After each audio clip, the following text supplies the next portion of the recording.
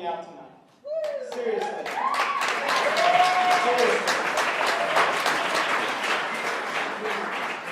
It honestly means a lot to me. Because I know how difficult it is to get out sometimes. I really do. Because sometimes, like, especially, there's a certain age. You know, like, when you get a little bit older, it becomes harder and harder to get out. Because if you ask a kid, you know what I mean? If you ask a kid what he did over the weekend, and they did nothing, their face just drops. It's like, what'd you do this weekend? I did nothing. I did nothing at all. If you ask an adult the same question, their face lights up. It's like, I did nothing. I did nothing at all the whole weekend. It was great, because it is nice to do nothing sometimes, isn't it? Have you ever, like, carried a baby in a carrier, and you're, like, trying to get somewhere, and babies, for some reason, when they're in carriers, are so heavy. And you finally get them to the place you want, and you set them down, and it's like, and you look at the baby, and the baby's asleep. And you're like, man, you're lucky. It'd be great. I wish I could take my adult brain sometimes and just have all the understanding I have and go back and be a baby for like 3 days. It'd be wonderful. Because there's times that babies gotta think like, you know what, Dad, yeah, just carry me around. Hey, Mom, when I do this, feed me. It'd be so easy to be a child again. But kids, if there's any other kids yell for me here. Oh, wow. Silence. I see kids right here. Yeah, see, kids, you need to understand that for adults, nothing is still a lot of something. Right? When we say we do nothing, man, we're cleaning diapers, we're wiping bottoms, we're fixing fights, we're doing dishes. That's nothing for us. Nothing for a kid. It's like,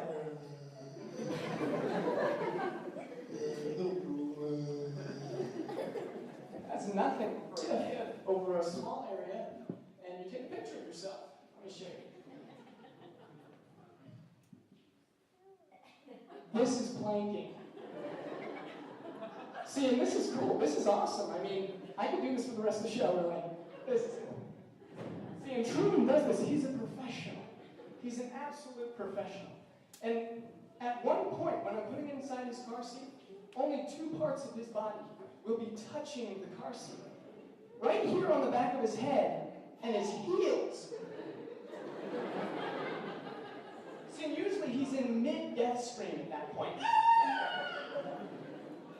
It's just, and they look at you with these eyes when they do the death scream. Just like, you are the worst person in the world. They do. But planking is one of the ways that he tries to get out of the car seat. And you know what? I decided that we actually have to trick my son into his car seat. And for those of you who don't know this technique, I'm going to teach you something wonderful here, okay? There's 3 steps. First, you take the car seat to a location where the child can't see it. And this is more for child entry preparation, if you will. So you take the car seat there, you set it there, you get the straps out of the way, buckles out, okay? So the child can slide right in. Second step, you need to put the car seat in a place where the child's not going to see it before you try to put it in there. And step 3, you need to get the child, now make sure he's facing you. I do this all the time with children. He looks at me and you sing to the child. They like that. That is my little boy. Yeah! I want you to stand up to me and wait, what was that?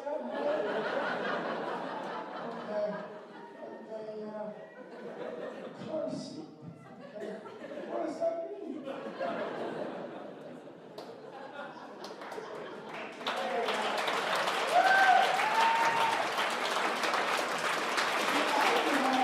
I was one of 5 children, 5 kids in my family. And my dad, he was an absolute saint. He would take us skiing. He would take all, it could be 60 degrees outside, sun shining, not a cloud in the sky. At the end of April. And she'd do inventory as we leave. How many layers do you have, son? Like, we'd have to count them for her. I'm not kidding. We'd count them. 1, 2, 3.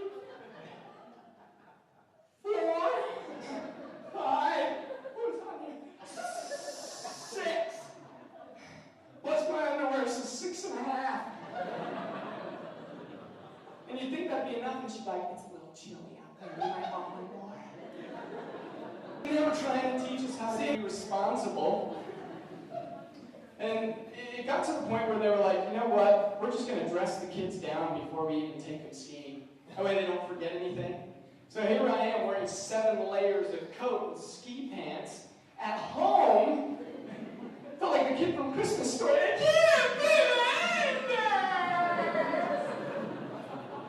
My dad had to drive us all the way up there. It's just like, Dad, it's so hot in here. You look around and you're like, how many layers are you kids wearing? Oh, so many layers. And the workout in the ski boots, man. I was talking about going up the stairs. You have to go up, going sideways. It's like you're passing older people that have passed out. You don't know how long they've been there. It's just, I'm sweating like a hog. People are passing like, how many layers is that kid wearing? But it's such a workout, walking in ski boots, that I've decided if I ever need to lose weight, I'm just going to ditch my running shoes and run in my ski boots. Because all the laws of nature are resisting what you're doing at that moment, you know what I mean? You wouldn't even need to wear reflective gear. Cars would just hear you coming. There he is. There he is. Kid who runs in ski boots. Hey. As I get close to the car, they're like, how many layers is that?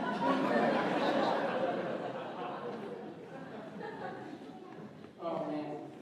I always loved going on ski trips with my dad. I gotta thank him for that, because the patience it would take to do that as a father is incredibly impressive. But let's be honest, guys. I talked about having to lose weight. Think I'm ever going to need to be on The Biggest Loser? I don't think so.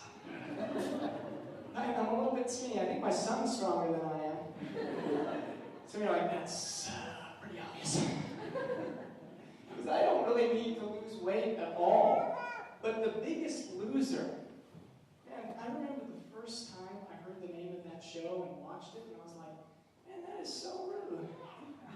These people are already fat. We don't need to be calling them losers. But going on that TV show, really, it's a lose-lose, isn't it? It's like the highest accolade you can receive after winning is to be called the biggest loser. How do you explain that to people in other countries? Right? You were on TV. Yeah, I was on TV. I actually won. You won! What did you win? Yeah, I was the biggest loser. Or in your language, Senor Dum Dum. It's like, oh, Senor Dum Dum, I am so sorry. Because at the end of every single episode, the host always says to the person getting voted off, I'm sorry, but you are not the biggest loser. See, at this point in the show, I'd be like, woo! For a second there, I thought, I'm a loser. I am one big loser. But I was thinking about the show more. You can see I've thought about The Biggest Loser a lot, actually. And if you went on that show and you were voted off in the first episode, you would be the biggest loser of the biggest loser.